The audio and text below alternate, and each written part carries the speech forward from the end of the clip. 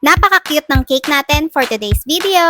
Hi Sisi! So may customer nga na nag-order sa atin ng dog-friendly bento cake para sa kanyang napaka-cute na doggy. So nag-request nga si ma'am na yung base ng cake niya is color pink dahil ang gender ng kanyang fur baby ay girl. Bali sinimulan ko na nga magguhit dyan at ang gamit ko ay buttercream. Hindi na ako nagamit ng toothpick para mag-mark. Tansya-tansya na lang lagi yung ginagawa ko. Kapag nasanay naman na sa kakadrawing sa bento, kaya naman na yan remedyohan kahit wala ng palatandaan. So after ko nga mag-shape ng face, saka ko nilagay yung ear and ng texture yung face nung doggy. Actually, kahit gaano pa ako kadaming beses nagdo-drawing sa bento cake, marami pa rin yung times na nahihirapan pa rin ako mag-drawing. Kasi iba-iba naman yung mga pinapadrawing sa atin. And syempre, kailangan din talaga na malapit lagi sa sinend nilang inspo. Para ma-meet natin lagi yung expectations nila. At hindi tayo ma-expectation versus reality. Dumarating din ako sa time na kahit na-drawing ko na, tapos hindi ako satisfied, then malayo yung drawing ko sa inspo. Binubura ko ulit lahat, tapos uulitin ko. Though matrabaho talaga, pero ayoko kasi ibigay sa customer na ako mismo hindi ako satisfied. Kaya minsan, no choice, kailangan